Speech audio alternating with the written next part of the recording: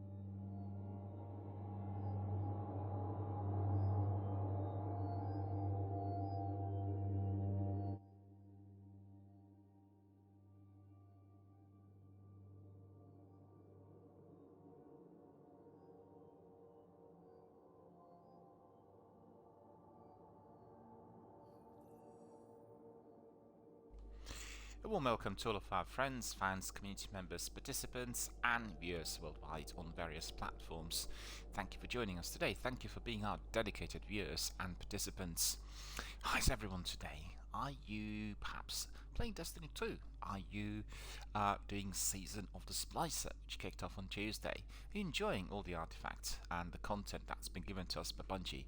I certainly hope you are, because I've heard from some of our veterans that they are enjoying it so far. They've gone in already on Tuesday, pre-booked their place in the season, and they're trying out all the different activities. I think we are having some interesting inclusions this time. I talked about that quite at length yesterday, and I think we are likely to be grinding for some items that are not just offered to us within the game. And I quite like the idea of doing lengthy grinds for jackets, hoodies and shirts. I don't really think that I've seen that before as being available to the gamers, and I quite like it. I think Bungie were concerned that many complaints coming from the community were linked to perhaps pedestrian mundane rewards, and they beefed up on the grinds, as we've seen yesterday in Paul Taz's reviews. He said, well, he quite likes the idea of having the option whether to buy certain packs or grind it within the game, but the grinds are incredibly lengthy, and that is very similar to what Respawn introduced in Apex Legends. You'll recall that for seasonal content and some events, you would need to be opening very many loot boxes in order to get one the heirloom, and then with the heirloom you'll get certain skins. And obviously if you want to have a shortcut, you can just purchase the pack and you get everything at once. But don't forget, a pack in Apex will be costing you roughly £15, and if you're getting these packs on a regular basis every month, let's say, this will amalgamate to a very sizable expense.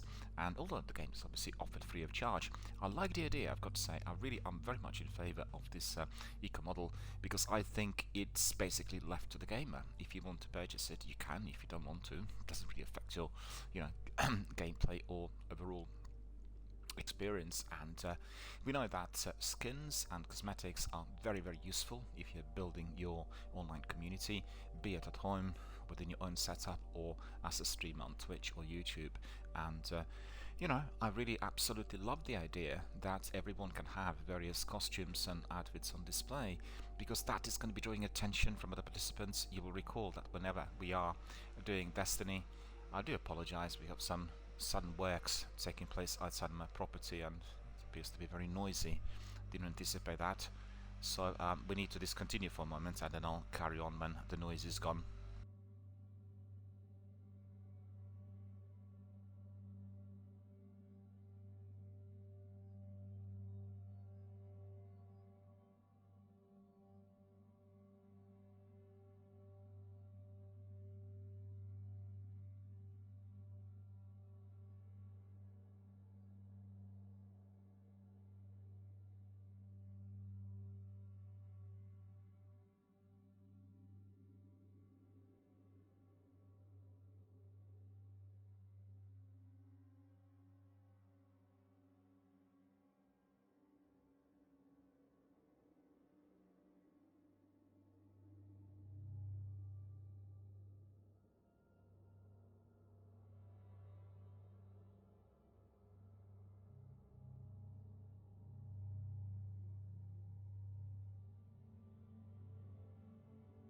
I do apologise, I'm not sure really what's going on outside, but as you could hear, it is very, very noisy, and there's nothing I can do about it really. Anyway, I was telling you about skins and cosmetics, and quite frankly, I really like the idea of people having those on display.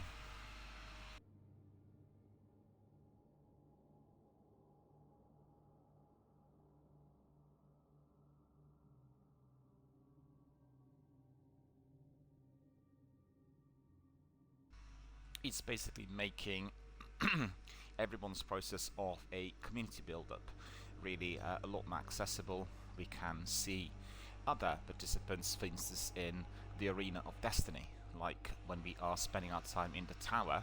Honestly, I really have to wait until those people go away from outside. They started some roadworks, I think. It's just really unmanageable.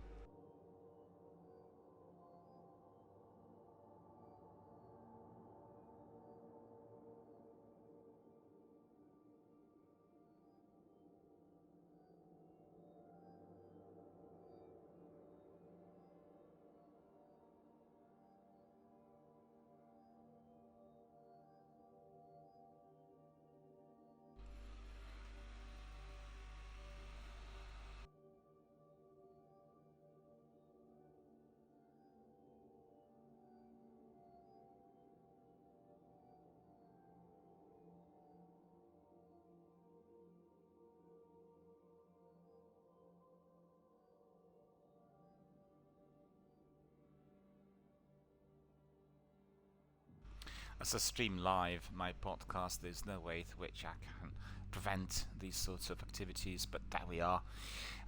Yeah, I was going to say that really I like the idea of costumes being accessible and quite a variety on display in, the tower or any other social arena that we have in various games, because really if you are building a community, you'll be looking at the outfits, and sometimes after seeing something looking very fashionable and funky, you'd like to get to know this person and hit them up with a message and basically get to know them, bring them into your community, and do some matches together with them.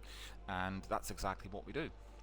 We've seen, for instance, in Warzone, whenever we are a 4-piece in the lobby, frequently we change our outfits, i.e. the operators, and sometimes that really catches everyone's eye. I certainly have seen people wearing very interesting outfits in the battlefield, and in fact one of our most dedicated members of the Warzone community, Spurs, had joined us in view of the fact that I spotted him as he was wearing his Leatherface first time we met. So really a wonderful, wonderful way in, and I recommend it to everyone. Just make sure you're not spending too much money on a variety of outfits, because we've seen with the games like Fortnite and Mortal Kombat, they brought in very many operators and very many different characters from different films and television series, and therefore you may be tempted, to be buying all of them. And I think you can resort to some of your favorites, or indeed you can purchase them over a long period of time, and therefore you will not be breaking the bank. Anyway, coming back to the season, I've heard from some of our veterans that they are enjoying the content so far. They already kicked off with these lengthy grinds on Tuesday, and I think I'll try some of that as well. The content is not accessible through Xbox Game Pass. The season content, we all have to be buying the season separately, otherwise all the other content is there, and I need to explore the possibilities, because I've not been participating in regular seasons due to the fact that I run various streams here on my channel, and for these kind of lengthy grinds, if you're investing and you're purchasing a season, you really want to be doing everything and then completing all the tasks. In addition to that, you've seen that Destiny have reworked the access to some of the old content, and you have several hubs and portals in the tower through which you can access many things that were offered through various seasons. You're not getting everything, remember that. They really want people to be purchasing the season, and therefore grinding for certain specific items. And if you are a dedicated veteran, you will be keeping them in the vault, and therefore you can have them always easily accessed and fully on display. I think it is just another in a line of many ideas that Bungie are having about the longevity, the long shelf life of Destiny. They're trying out different systems and ideas, and Destiny does feel like a game in progress, I've got to admit. Presently, with some of the planets missing.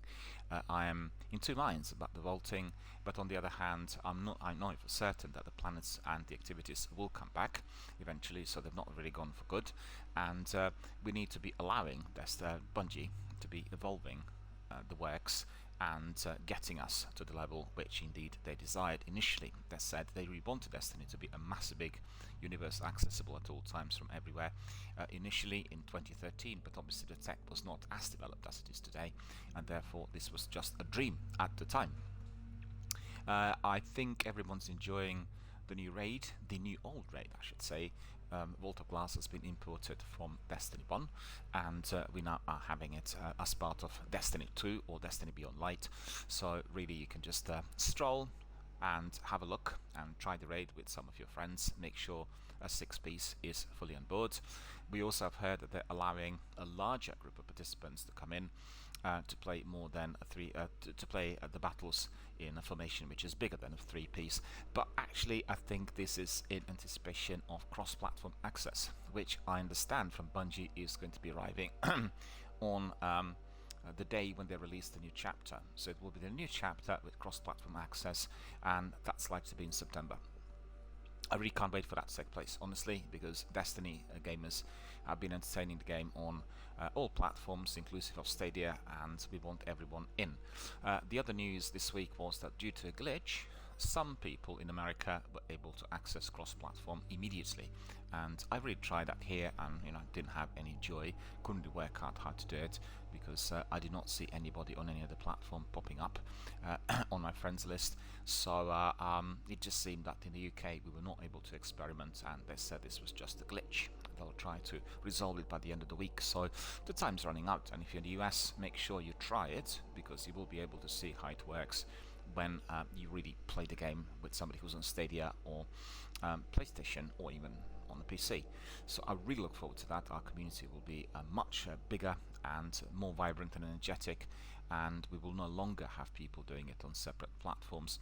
You've seen that I've streamed Destiny on Xbox and most of the times on PlayStation, but sadly our communities are then divided.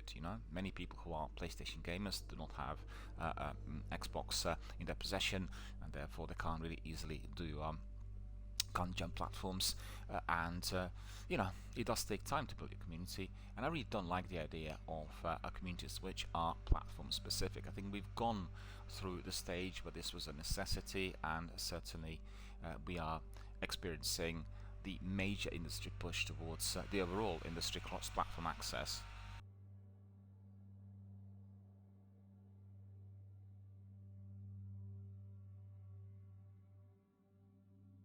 I really would wish that the local council would give us some notices indicating when some works were to take place in our local area. It's completely oblivious to the fact that some older people might be disturbed by such horrendous noise, but such is life here in England. Alright, so basically everyone's enjoying Season of Splices so far. We've given you a very good in-depth picture of what the season is about during our last two podcasts. So today we'll be looking at some other up and coming issues. Most of the times we are spending end of the week on the news, and there were quite a lot of bits of news coming in during the last 48 hours. So without further ado, let's just crack on. I just want to say that the format of my channel in here, my broadcast, is as described. So we are starting out every day with an hour on average of my podcast, and then after that we are looking presently at some other AAA blockbusters. Destiny has come back in full force. We'll do Destiny 1 and 2 every single day, and followed up by Warzone. So that's the format, and in addition to the usual, we're also getting DRBMiller introducing sessions. This week we already introduced Peaky Blinders, and those are the sessions where I'm just browsing through the titles that have been added to various online libraries on PS and Xbox.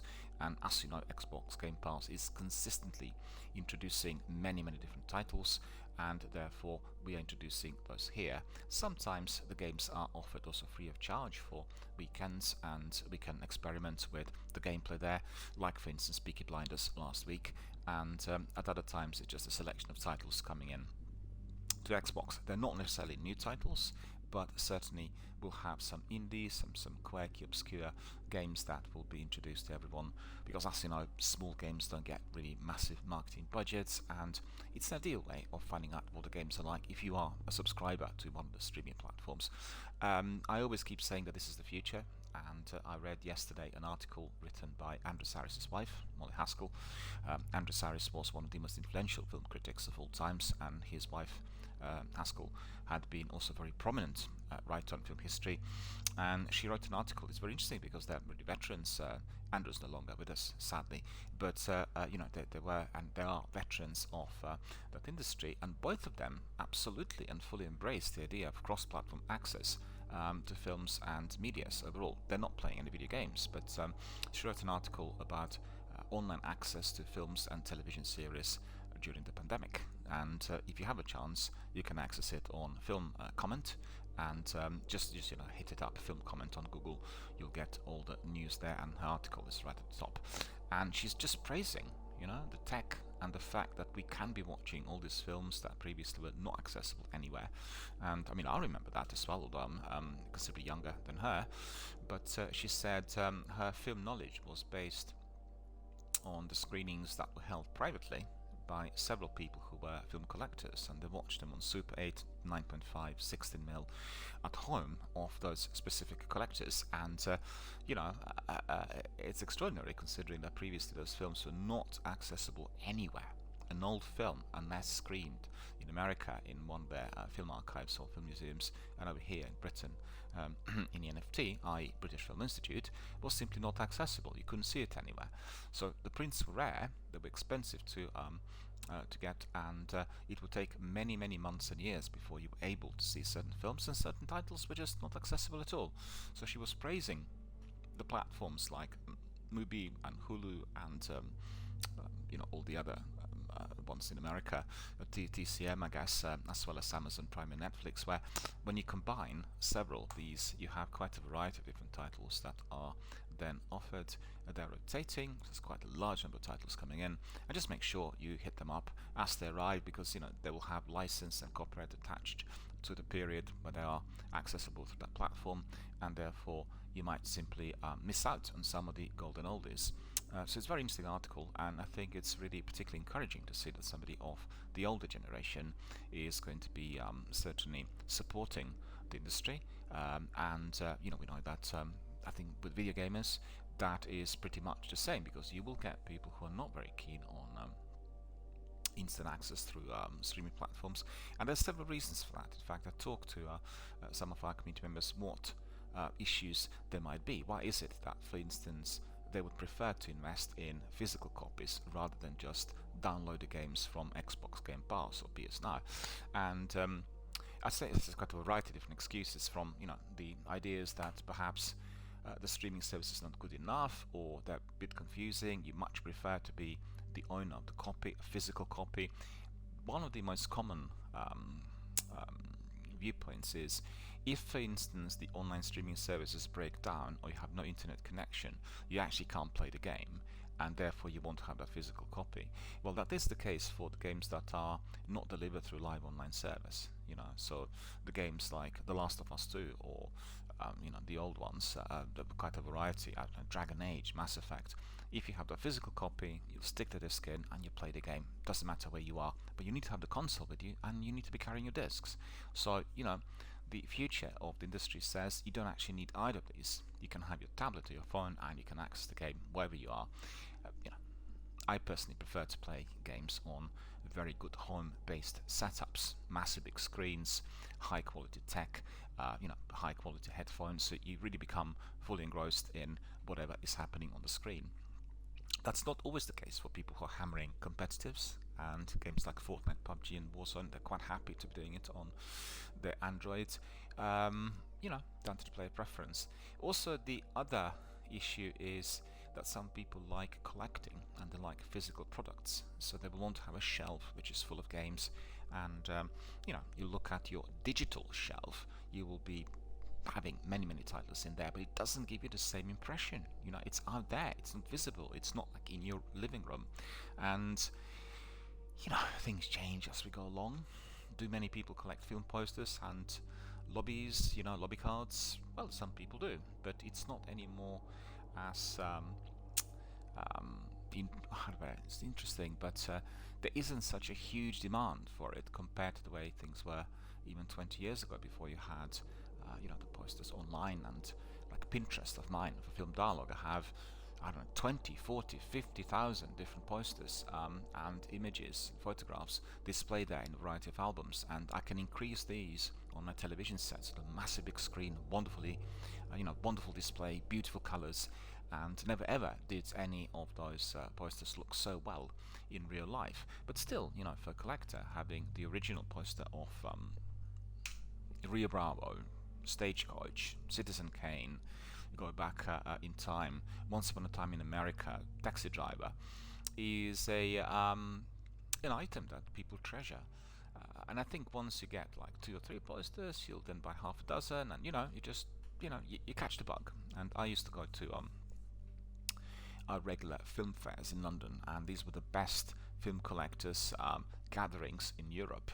They were held in central London, actually near Parliament, at Westminster Methodist Hall, which is like a massive big Gothic building, literally across the road from Westminster Cathedral. And there were people from all over the world coming in there every month, once a month, and then sharing some of their prized possessions and selling them, sometimes on very, very high prices. And in fact, I really went to these fairs to meet some other film collectors, and I bought lots of prints from them. So I had a very large collection, still have, of films on Super 8 and Standard 8 that I was screening at home. This is prior to the invention of LCD projectors.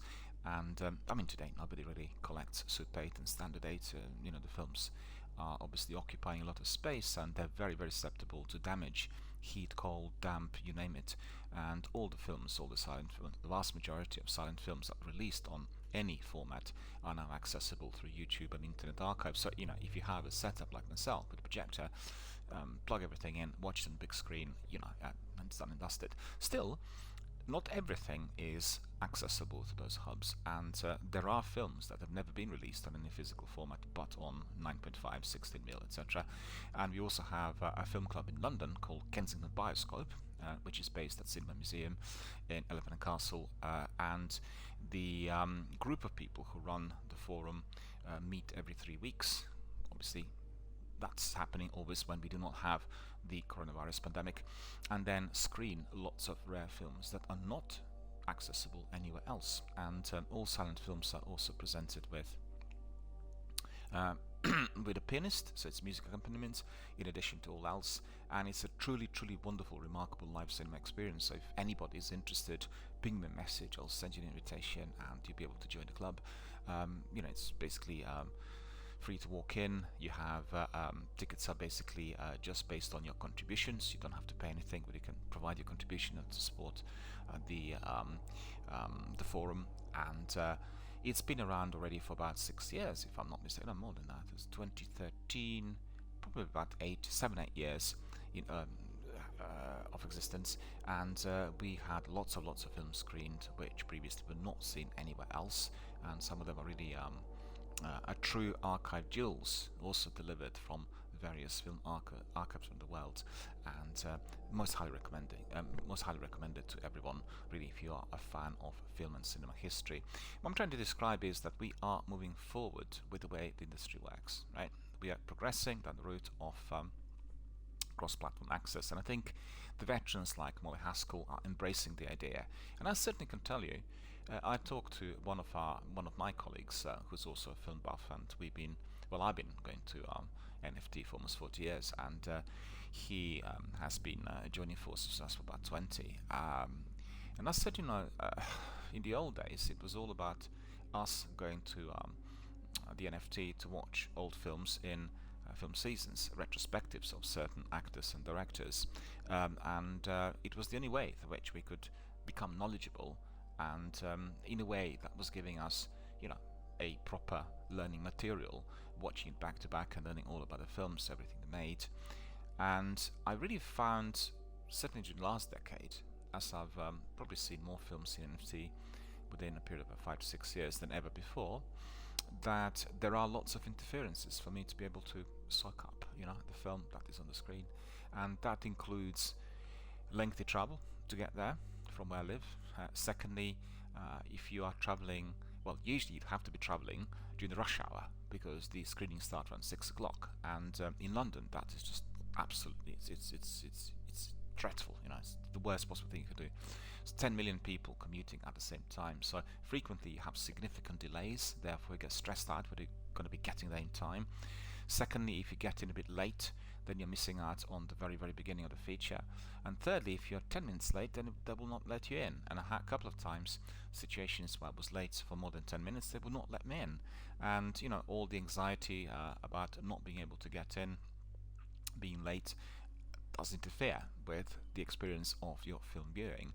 So I really found that in certainly recent years, watching these classics on my home cinema setup, which is also very big and the massive big screen, has been soothing and definitely more accessible. I also experienced the ease of access to be definitely of assistance, and thoroughly enjoyed BFI Player. This is the streaming platform introduced by the British Film Institute, which we can be all using on a subscription. That is really I think the subscription is offered on the price of £5 a month, and you can access, I think, around 1,000 films. Similar to Netflix, they also rotate films, but if you really want to get knowledgeable, if you want to get a proper foundation for anything related to film history, those 1,000 flicks will do the job. And £5 a month, considering that their tickets are now more than £10 per screening, is just simply less than the price of 2 coffees. And anyone in Britain needs to really subscribe and try it. The only trouble with it is not accessible outside the UK due to the licensing and copyright laws, and that's truly dreadful, because when I go, for instance, to any European country, I can't be watching any of it on my device, which is absolutely ridiculous. And what can I say? It's just simply something that will need to change in due course. So coming back to my point, anyone who is resisting cross-platform access, anyone who is not in favor of games being offered through digital downloads and streaming hubs like Game Pass and PS Now, well, you're missing out really, because this is the future, and it's very likely that the overall distribution of physical products will be greatly reduced in the next few years. The distribution costs and manufacturing are certainly of concern to the big publishers like Ubisoft and Bethesda, and they will be wanting to have everybody really doing it digitally, and you could see that stimulating people to do that by offering some extra prizes and competitions and games free of charge and freebies and you name it. So really never ever has there been a better time to be enjoying video gaming industry or video gaming overall, whatever was on offer, than today. And I certainly think for myself, A, it is cost effective, and B, it makes me purchase a lot more games than what I would have done in the past. I did buy lots of games during the last 4 to 5 years since I've been subscribed to these streaming services, because quite frankly, A, you're getting lots of freebies and you're trying them out, and if you really like the game, you can just download it and buy it and have it for good. The other good thing about Microsoft platform, well actually Sony PlayStation also catching up in that respect, is whenever they have something offered free of charge, like a weekend freebie, you also get that game offered on a very sizable discount, and frequently these are blockbusters like Watch Dogs Legion or Assassin's Creed Odyssey. They will be offered to you on a price which is really accessible and a lot cheaper than otherwise. So it's basically a double gain. A, you're trying the game for 4 or 5 days free of charge. Secondly, obviously the massive games like Odyssey will require a few months for completion, and you can get it on a good price. So if I look back at what I've been purchasing, I can tell you that these services had accelerated the number of new titles in my collection, and I spent a lot more money in sort of medium term than otherwise, but obviously with huge benefits. There isn't a single game I purchased which was like a hit and miss. I tried them, and excuse me, the online system to which you can check out Initially, the noise outside, and now this cough. I don't know what is going on in here. Yeah. Secondly, I can try these games and see the trailers, developer diaries, screenshots, read all about them, and you can combine that also with some YouTube videos. Have a very good picture of what the game's like. Lots of games offered on very low prices, and that's not just applying to indies. I did get games like The Division 2, which is a massive big game, on the price of I think it was £4.25, something like that. Really very cheap. And I got the expansion, Warlords of New York, on the price of I think it was £6 or £7. So you need to really keep up with all the offers. It's very important you are double checking them every week, and you'll be able to build your collection. You will not be breaking the bank, and you're certainly going to have a very enjoyable, highly entertaining experience live online. Right, so that's really overall perspective on what's happening with Destiny, with online streaming services, and the games which are dependent on the server access. We did observe sometimes that with Destiny and Warzone we have some problems, and frequently they happen on Mondays. They have a weekly reset for both games on Tuesday, so they're redoing the maintenance, and the maintenance in advance is slowing down the servers. We experience, for instance, in Warzone, serious delay with the speed overall and the access to the servers, and easily we get killed on Monday night. But we've seen that this week, for instance, with I had a full squad on board, 4 members, with 3 of us being, well, not me, but my friends being on ultra fast fiber, and they're all getting killed early, and they're all a bit perturbed. How is this? Why is this happening? And I explained to them it happens every single Monday. But for myself, I was doing the Gulag, and the other day, I was winning quite a few of them. So it's just perturbing. It's probably, I'd say that what was happening in Gulag for myself was, I guess, in reverse to the map. In Gulag, I was getting some degree of prevalence, or the other guys are being delayed. I don't know. It's hard to tell. But these technical issues are present, and you've got to accept them. Also, the idea is that if you do not have server access, you can't be playing the game. Well, that's true, but the way things are progressing with humanity is all digital, whether you like it or not. And we're keeping our records, our phone calls, our messages, our write-ups in a digital format, and therefore it is as important as when we invented paper. It's just the same sort of thing. Paper is always susceptible to damage. Water, fire, you name it, and then it's gone.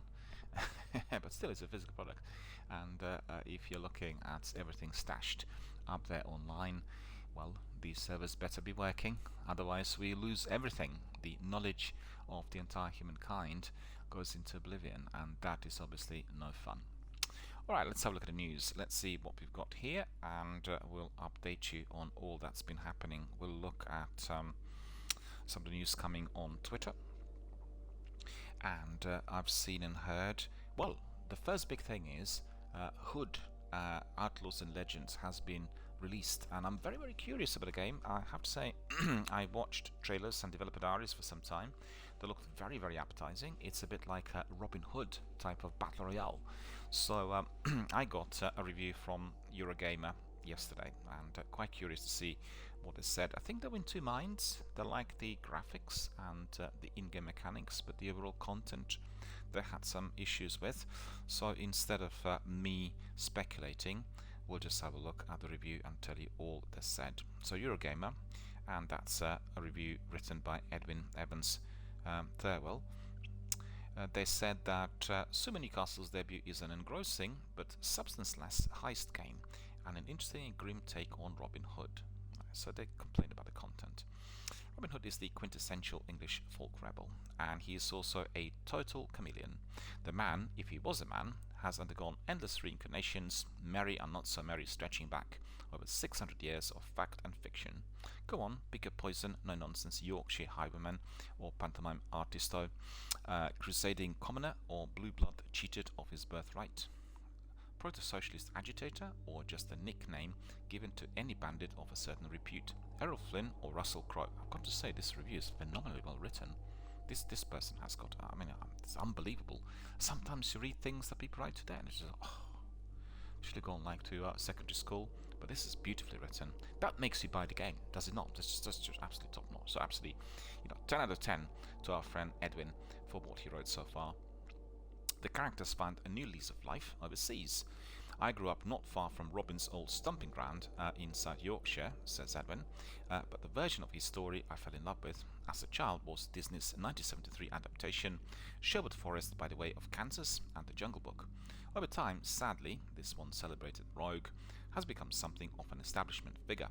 Robin's reinvention during the 19th century as the secret heir to a noble estate has less to do with historical evidence and more reconciling him with England's rotten class system. Well, a rebel no longer, but simply the better kind of tough trying to muscle his way back in. Well, I need to stress this is his personal view, not mine. What idea of Robin Hood is appropriate to the England of today, with its draconian anti-protest laws, plateauing wealth inequality and murderously incompetent ruling elite? Again, that is his view, not mine. A thoroughly grim one, of course, and on that count, Hood, Outlaws and Legends definitely delivers. A lean multiplayer, heist game from the team behind Eve Valkyrie, which is a very good game. It blends the murkier Robin myths with a very contemporary dread of status quo that seems final and inescapable. The game isn't strictly set in England, but a silent, shadowy composite of sunken villages, coastal forts and churchyards, populated only by soldiers and... what's this? Populated only by soldiers. It feels more like Chernobyl than Sherwood, and like Chernobyl, it is a place out of time, ruled by nameless, ahistorical state that is both crushingly tangible and strangely without form. Its castles are caught between periods, broadly medieval in design, but with a hint of latter-day fascist architecture, made up of vast, square monoliths that seem beyond the era's technology. Well, I don't really quite agree with this, because I watched Developer Diaries, and the overall design is mouth-watering. I mean, if you like games like Dragon Age or Elder Scrolls, you will soak up every single item that is on display, and it's also a bit haunting. It's a bit like a Resident Evil style, like very, very murky and deadly in certain corners, quite dark, not much light in when you go to some of the interiors. And in this retelling, Robin Hood is a faceless, fidgety rogue, obviously hooded, who looks like he'd be more comfortable scaling towers in Assassin's Creed. He looks like the guy from Assassin's Creed as well. Old flame maid Marian is now Marianne, white-painted assassin equipped with wristboard and smoke grenades, if there is any chemistry these days between her and Robin. Jolly old Friar Tuck, or Took, is now a reformed torturer who wields a vicious spiked censer. He looks a bit like Pinhead of Hellraiser before the pins. Little John, at least, is still a hulking good boy with a hammer. The four invade strongholds and reclaim wealth on behalf of a people you'll never meet in the flesh, their dwellings always locked or abandoned. You can donate a portion of your match earnings to the common folk, but the only effect is to create fresh purchasing opportunities in your woodland hideout. So, Robin's traditional adversaries, meanwhile, have been whittled down to a single sheriff who owes more to Resident Evil than Alan Rickman, an impeccable wandering giant whose footfalls reverberate through the controller. There's no verbal jousting with the ironclad horror, and he'll kill you instantly if he gets close. But the sheriff is just a distraction from Robin's real arch nemesis, the Robin Hood, on the other team. It invites a doom-ridden metaphysical analysis. In an empty England whose history has become a flat circle orbiting the state, Robin must compete with different incarnations of his own myth, fighting spectral doppelgangers for fame, fortune, and the sweetest outfits. Slowly fleshed out through the codex entries, this makes a powerfully depressing backdrop for a deceptively simple game of cops and robbers and robbers and robbers. Right, we're the cops. The main 4 versus 4 heist mode has 3 acts. First, you track down the sheriff and steal his key while his back is turned. Then you search for the vault, which is behind one of the several doors across the map. Finally, somebody has to carry the chest to an extraction point on the perimeter, where one of those 2 players must laboriously winch it over a wall, while the teammates fend off the opposing outlaws. Main objectives aside, you'll probably want to claim a spawn point or 2 and explore for gear or ammunition boxes. You can also skirmish with the other side, thinning their numbers ahead of the big push, or tying them up while your allies are making off with the prize. So he says, beyond its simple third-person movements and combat, the trick to HUD is that focusing on the objective not only makes it harder to fight the other team, but may actively help them. Get the key first, and your enemies can always ambush you while you are fleeing the sheriff. Crack the vault, and the other team can trap you inside, with one teammate unable to fight while carrying the chest, and the others potentially weakened from clashes with guards. Start the extraction, and you're not only painting a target on your back, but propelling both teams closer to victory. Filling segments of the extraction bar earns bonuses, but you only need to fill the very last segment to win.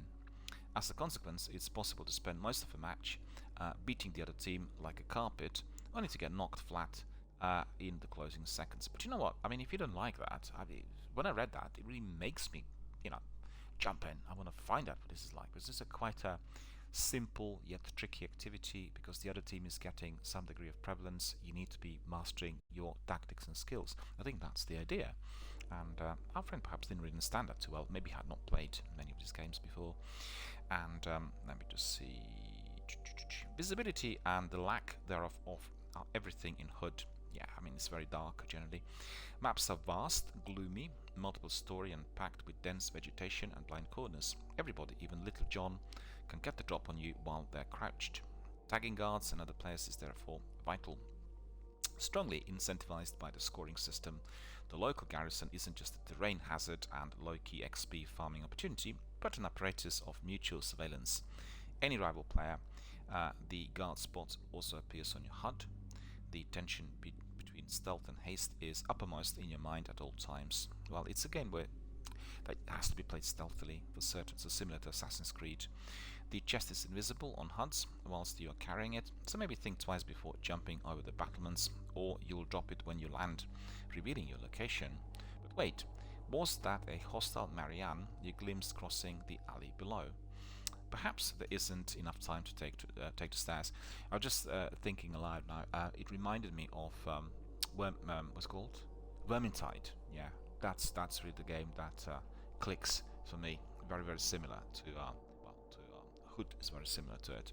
The characters are handsomely decked out in flapping cloth and dangling metal, but they're leaning creations beneath the ornaments, with a couple of traits, a signature throwable, which must be collected in-game from gear chest. Slow charging ultimate ability.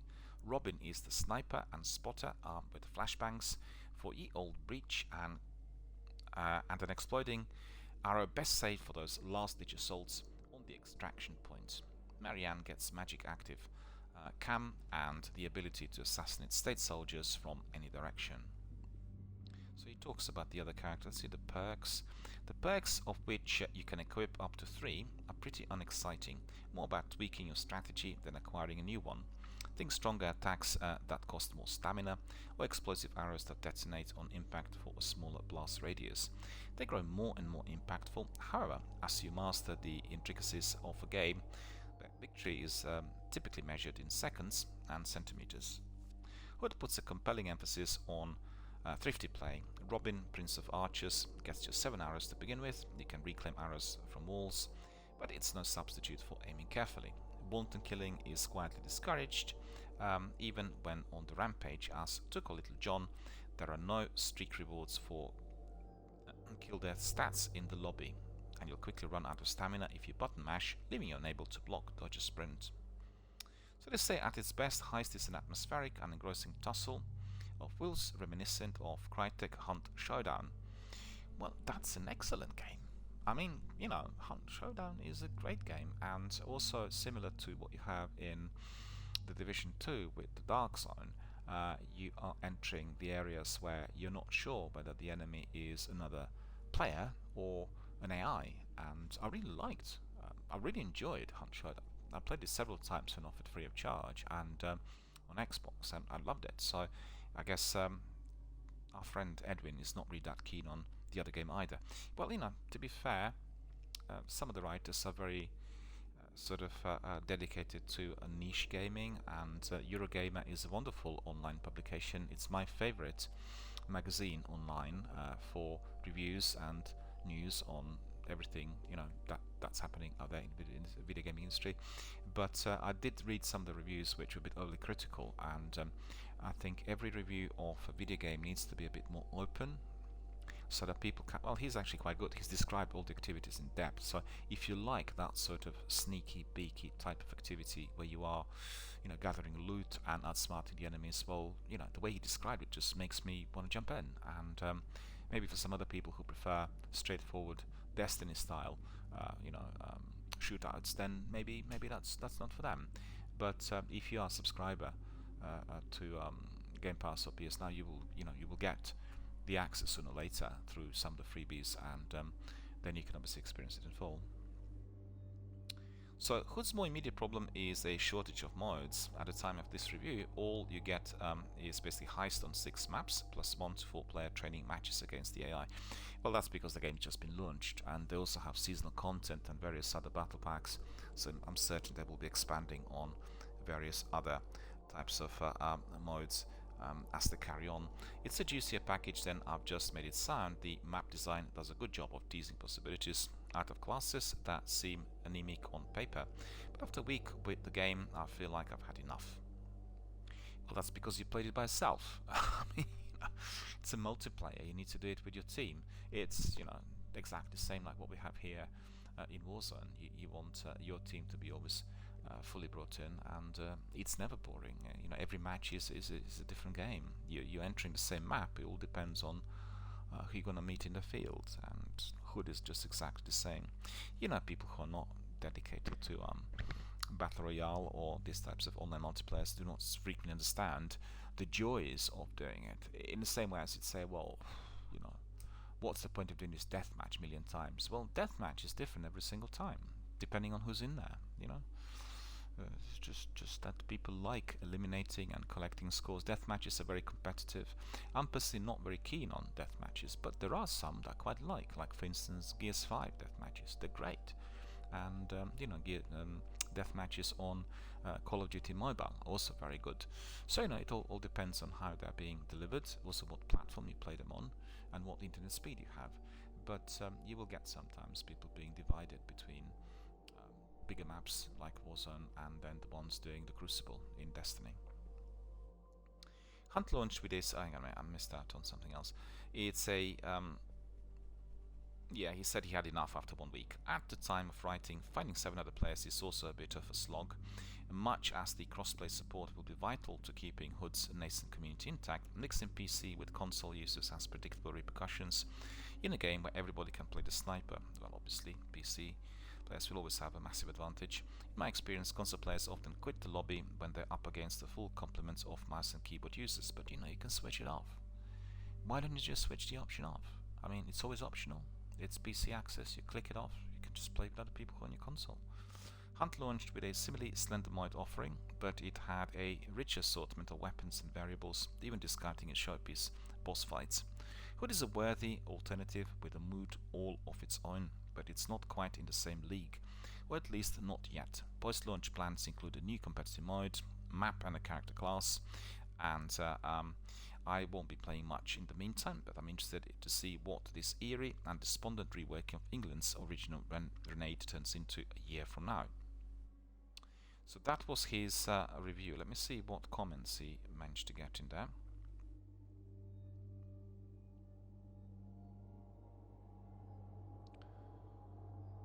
Comments are more about Robin Hood than the game. So people are really double checking his facts and figures. One chap who worked on a Robin Hood game in the past, he said what is very important for such game is humor, and I agree. I really agree. Humor for all these games that go back in time is fundamental. Bard's Tale is so funny. Elder Scrolls less so, but Dragon Age for me excelled. I remember playing Morrowind and then doing Dragon Age, and really kind of preferred Dragon Age to it because it was so humorous. It just goes together with those lovable rogues, the characters you introduce. I really agree. I want to say also to everyone, if you are reading Eurogamer, always read comments, because they are heavily moderated, and people who write the comments are great. So really, you really learn a lot about gamers and the overall industry from what people contribute. The vast majority are either dedicated gamers or people who work in the industry. So similar to dedicated threads on Reddit, it's just second to none. The knowledge and the content that you get. So I always read comments, and I have to say, Eurogamer always provide us with high quality reviews. Like, this is a very good review. I don't really agree with some of the things he said in there. He was coming to very quick conclusions in a game that has just been released, and as we know, such games are constantly evolving, and not many people have been dedicated to games like Destiny for many years to realize that on Fallout 76, as it goes, what's temporarily perhaps seen as not very good will be corrected, and you'll have additional content thrown in, and therefore it's an open world, ever living, ever expanding organism that will always give you something extra in due course. So very important to conceptualize and to understand that these are not games which you play from beginning to end. Right? There is no end, and there's always new content, and it's a kind of a model that's turned out to be very successful.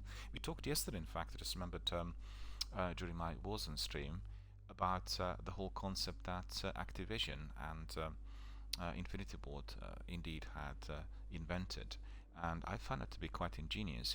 They were wondering how to make Call of Duty a long shelf life game, not just with one episode, one installment, or one chapter, but the games overall. So now they introduced the full integration of the latest Call of Duty games, and then they created a Battle Royale arena of Warzone, and all of that is interactive through the use of weaponry, which you're getting through 3 of those games: Black Ops, Cold War, and Modern Warfare. So you're really ensuring that people are drawn to all the other games in order to get their gear, and that is connecting the campaigns as well as the characters. So it's a really good concept, and I think it will flourish in the future. We're still scratching the surface. We're right at the beginning, but in due course this will grow. They'll have the whole saga, and I wonder whether Destiny will do something similar. And don't forget, all the developers always watching others, finding out what the inventions are, and this is just astonishing. It's a bit like having a big universe which is connecting all the chapters of one saga, and I really like it, and it will be certainly bringing in many more participants. And as you've seen, Warzone already is a major social network, so it isn't just a game. We meet every day, and it's been around just for 1 year. It's really incredible. I think Halo didn't manage to build that degree of participation in such a short period of time. But don't forget, it was 20 years ago, and we had no Twitch, and there was no YouTube streaming, and it's just a different story altogether. But still, it's the same concept. You come in order to join forces because it is a multiplayer. You want to be a member of that community, you want to communicate, and then once you find your friends, you keep coming there. It becomes like your favorite haunt, like going to your favorite cinema, to your favorite restaurant, to the pub where you meet your friends. It's exactly the same. It's just virtual online, it's global, it's allowing access to everyone, and it certainly has been a really remarkable, really enriching and rewarding experience throughout the period of the pandemic. And some of my community members were voting for my channel to be seen as a channel of the COVID warrior, because they knew that I spent 22 hours indoors and connected with everybody worldwide, and all to do with the pandemic. And I just want to invite many more people to do exactly the same. Set up your own channel and try running it, and bring your friends in. Start out initially with the best friends and family members, and then just branch out, grow your membership and make sure you're connecting with everybody worldwide. Alright, so that's all about Hood.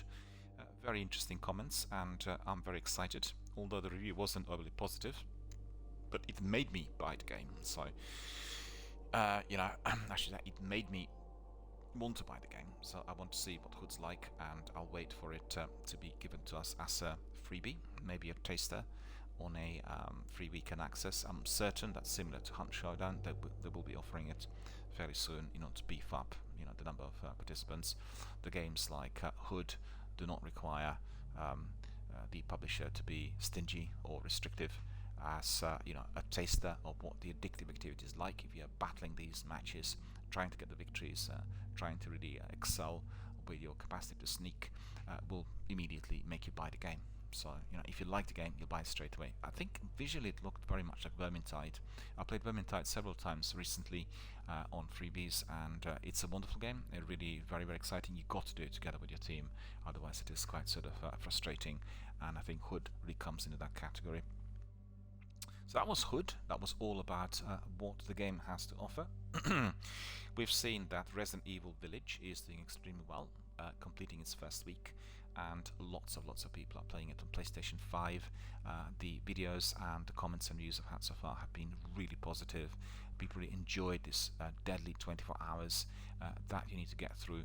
They're trying to survive. They are talking to various characters, meeting all the other ghouls and monsters out there, and the game overall is very, very scary. So if you're interested, have a look at it. Do not play it late at night. Do not switch the lights off, particularly if you're using high quality setup and a top-notch headset. Spider-Man became Insomniac's first PS5 project, but Rift Apart is on another level. So let's see what Rift Apart has to offer. Quite curious.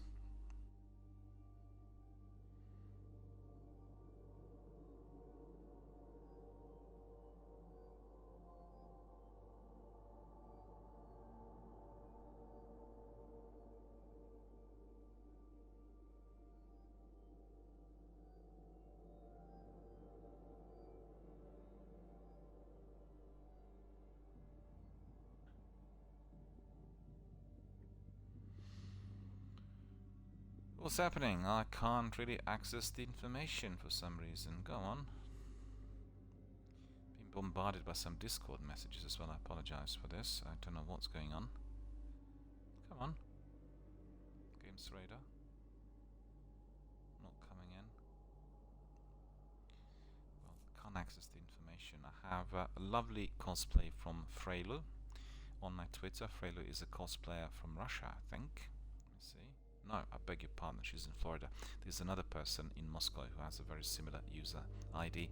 She basically is doing a wonderful outfit there of Samus, cosplaying Zero Suit Samus, and you can have a look at it on my Twitter, looking really great.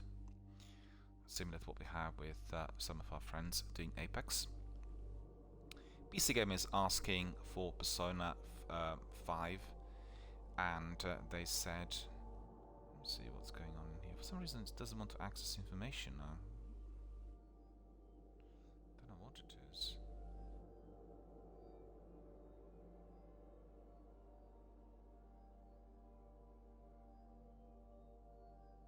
Bear with me.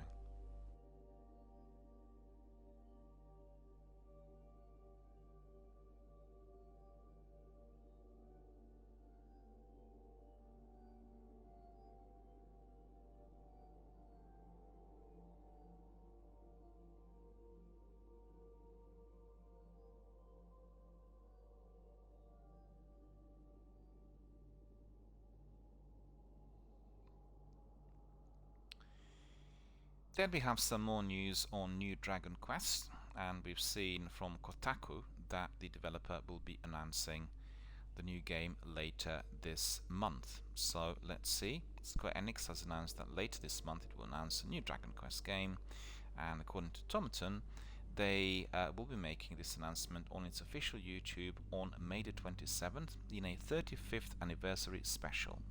So the game's been run for 35 years, and right now we are suffering from some huge storms in here. Really massive rain outside. Honestly, what is going on in this area? Initially that noise, some roadworks, now really this massive big shower, terrible rain. I mean, honestly, not a very good weather outside today. Anyway, so we are looking forward to that 35th year anniversary with New Dragon Quest coming in, and we'll hear, we'll be given the date. And let me see, the Xbox Series X and S now features the original Xbox animated background. Well, that's quite good, isn't it? And look forward to that. I quite like the original Xbox animation. And the weird green orb dashboard animation from the original Xbox has returned. And with all of its neon green and black vibes, returned to Xbox Series X and S, now been added to the current generation of Xbox consoles as a dynamic background. So you can choose that if you want to Travel back in time. The new dynamic background is a much higher resolution version of the laser green orb, and it's a free addition as part of the latest Xbox system update. I'll try it today. Of course, the original Xbox interface doesn't come over no surprise changes to the Xbox Series X and S dashboard, but it's nonetheless a nice gesture to Xbox nostalgia from Microsoft. I agree. Eventually we'll be able to do everything. The unannounced IP will be coming to Xbox Game Pass on day 1. Decker confirmed. So Ben Decker is the head of gaming services, and he said they're busy working on a new unannounced IP that is going to be blowing your mind. Oh wow. In an interview with Games Radar, Decker spoke about Xbox Game Pass and research Microsoft had done into the habits of subscribers. Oh, listen to this. A recent survey found that some of the main reasons European members sign up for Game Pass is basically to get access to a variety of different content. Absolutely. 60% of them. And to play new games as soon as they're released into the service, 55%. Well, it's a combination of the two. I'm actually enjoying the content both ways, accessing new games or accessing the overall content. And at the moment, they've grown from about 100 to about 400. There's 400 games, pick and choose. And really, it is the best gaming platform on the planet as it stands today. And that's why we made the investments that we have. Decker said we have 23 studios across Xbox and Bethesda working on Halo, Forza, Fallout, and new IP that we haven't even talked about. Yeah, this is going to blow your mind. Decker continues by saying that Microsoft will deliver all of that into Game Pass on day 1. He didn't want to provide us with any further details, of course. They're waiting for E3. Nice postings from Thomas Sala. He's the creator of The Falconeer. A wonderful, wonderful single-player game offered also to us on Xbox Game Pass. Make sure you try it. You basically are, instead of flying a jet, flying a falcon and encountering all sorts of hostilities up in the air. Assassin's Creed Valhalla's Wrath of Druids is out today, so this is the new expansion. I'm sure that Spurs will be very keen on exploring it. And this is the first major expansion. The game was released last year in November. It sees Ivor head to Ireland, as well as a significantly sized landmass to explore. You can expect a handful of new characters to meet and cosmetics and items to unlock. This page explains the Wrath of the Druids power level requirements. We're not going to go into this, but it's out today. If you're playing Valhalla, you definitely want to snap it up as soon as possible. Ubisoft denied it will abandon AAA games as it makes free-to-play entries of its biggest series. We heard about it yesterday. I talked about this. It's quite a big bit of news. And they moved to lay fears that it would be moving away from AAA games development following comments during the company's most recent earnings call earlier this week that it would be looking to expanding its free-to-play offerings to take advantage of an evolving market. People misunderstood. They said they will keep their games as they stand today, the AAA blockbusters, but they'll be trying with new games similar to Warzone and Apex because they could see a huge revenue potential in there. So it's not going to be that the other games will disappear or be offered free of charge. We did hear that a new standalone The Division installment will be offered free of charge in the format of Warzone. So it'll be like a battle royale. So I'm very, very excited to see what that game is going to be like. In a statement given to various outlets, including Game Informer, and Ubisoft representative said, "Our intention is to deliver a diverse lineup of games that players will love across all platforms. We're excited to be investing more in free-to-play experiences. However, we want to clarify that this does not mean reducing our AAA offering. Our aim is to continue to deliver premium experiences to players such as Far Cry 6, Rainbow Six Quarantine, Riders Republic, and Skull and Bones, just to name a few, while expanding our free-to-play portfolio and strengthening our brands to reach even more players." During the initial presentation, which also revealed that Skull and Bones would be delayed until 22-23, Chief Financial Officer Mr. Duguay is reported to have said the company wanted to move away from the annual release schedule that Ubisoft had become known for, saying, as transcribed by Video Games Chronicle, "In line with the evolution of our high-quality lineup that is increasingly diverse, we are moving on from our prior comments regarding releasing 3 to 4 premium AAAs per year.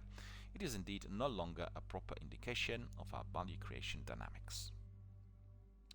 The first of these big-name publishers, I'll just mention it, into free-to-play will be the recently announced Tom Clancy's The Division Heartland, for which the publisher is asking Red Storm Entertainment, these are the creators of the original 2 games, to develop for PlayStation, Xbox and PC, and they said they are hoping to launch later this year.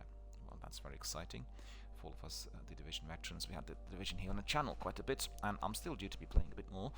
We'll probably swap Destiny with The Division from time to time. We'll do some missions, because on Xbox I've not gone very far with The Division 2 compared to PlayStation, and there's no cross-platform save, which is obviously not appreciated. PS5 users are playing more and buying more than PS4 early adopters, and I think the indication is people are after Resident Evil Village, Returnal, all the very big AAA blockbusters. God of War Ragnarok release date has been delayed.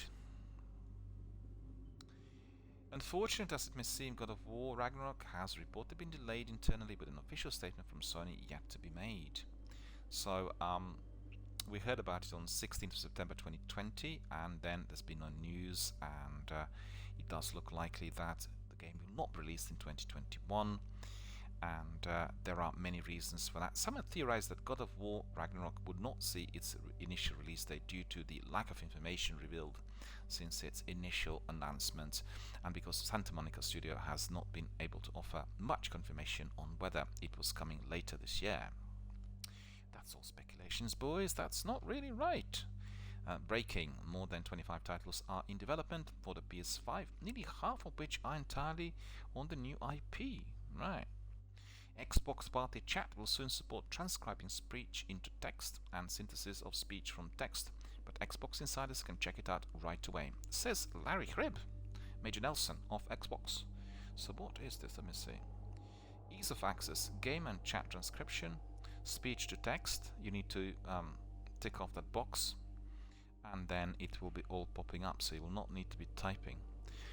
There will be difficulty, I think, if you are doing your streams, but I guess this is really geared for people who are not using the comms.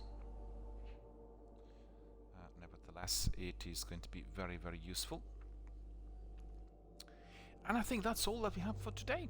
Really, this is all the news. We talked a lot about Hood, we talked about all the other novelties and interesting bits of information coming to our desk, and tomorrow we'll look at all that is coming in through Xbox. There's just one last thing for me to say.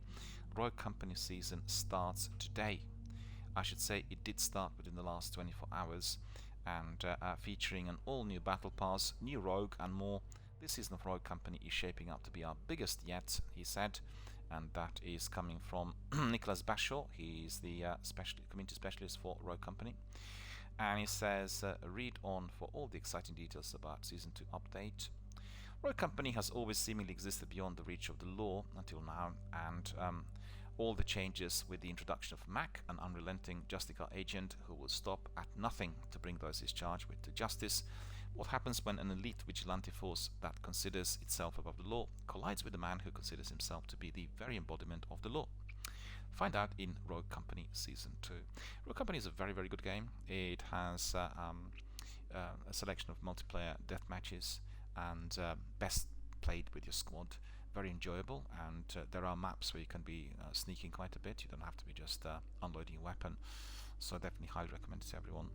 And I played it quite a bit on Xbox, so definitely enjoyed it. Mac's main tools, I have to say that I was surprised, because the Rogue Company had a very, very good story-driven trailer. It looked like a game that will have a major campaign, but actually it was all brought back to the usual Battle Royale, or I should say elimination type of, no, I'm saying wrong. It's been all brought back to the usual deathmatch concept, with several maps with 4 characters, and so in that respect it was a bit disappointing, because I thought they will have a campaign and then this will be just like an add-on, but actually that's not happened. And the cinematic trailer was absolutely mouth-watering. I loved it. I mean, watched it many times, and it was always great to watch. Beautifully done. So we see here maximum tools for law enforcement are conviction and objection. We are not talking about courtroom maneuvering. We are talking about trusty guns, which can be used to lay down major suppressing fire on the battlefield. If the fight gets up close and personal, Mac is always prepared with his massive claymore. And this powerful sword, a weapon which hails from Mac's home in the Scottish Isles, can do some serious damage in close quarters. A defender who excels at repelling attacking enemies, Mac also comes equipped with his light bomb device, which can be temporarily blinding anyone on the opposing team who is caught in the blast. The Season 2 also introduces an all-new Rogue Company Battle Pass, so you could see this is the eco model that everyone's now using, offering the game free of charge. Initially, you had to pay for the game, similar to Hyperspace, and then they've gone down the free-to-play model with all the cosmetics and everything else offered through the Battle Pass, because obviously the Battle Pass concept is turning out to be very, very, very highly profitable. Incarcerated by Mac, Ronin's new prisoner 625 outfit headlines this Battle Pass. She may be locked up for now, but no one can keep Ronin under lock and key for too long. Players advancing through this Battle Pass will also unlock Golden Absque Lancer, Urban Explorer Glitch, and Wasteland Scavenger, as well as dozens of other rewards. Every player will earn free rewards during Season 2, whether or not they're unlocked. They've unlocked the full Battle Pass, meaning you can dive in today and start earning free rewards. A new Rogue is great, but how about a whole new battlefield to test the metal? Top-of-the-line training facility, which has succumbed to a surprise attack by Jackal. They have a very good tutorial and a very funny guide, so if you are wanting to learn how to play the game, definitely go in and do it several times. And reminds me a bit of Gears 5. Breach is an all-new Rogue Company map, which also debuts with Season 2. Countless rogues trained for deadly missions in this facility, but now comes the most important mission yet: defending the home base when an enemy brings to fight to the doorstep. So, new Battle Pass, new rogues, new maps, new events. Rogue Company Season 2 promises to be the biggest yet for Rogue Company, and you can access it on all platforms. Right, so that's all what I had to say for today. I want to thank everyone for watching. Thank you for being our dedicated community members. Thank you for supporting the stream. Keep the messages coming. I've been on a break and I've not received many messages since. I think it'll take probably a few days before people begin to respond. And if you are indeed a gamer who is playing Returnal, Resident Evil Village, or Hood, the games we talked about here quite a bit, or if you're a person who's hotly anticipated Mass Effect Legendary to be released tomorrow, make sure you send us some messages, and we want to hear a lot more about your gaming experience, your feedback, and all that you are indeed going through at the moment on your setup. So send those over on Twitter, Twitch, YouTube, Facebook, or ping us an ordinary email. All will be good, and we'll respond to you live or indeed in private, depending on what your question is. So thank you for watching. Thank you for supporting the channel. We are now migrating to Destiny universe. We've gone back to Destiny this week, and Destiny 1 it will be. We'll carry on with some Siva heroic strikes. If any of our veterans join us, we'll do maybe our weekly nightfall and enjoy all the other activities that Bungie's Masterpiece has to offer. Later on, after 4 o'clock, we'll be back to Warzone. So stay with us and join us for a lot more, and I wish you all a very, very good afternoon.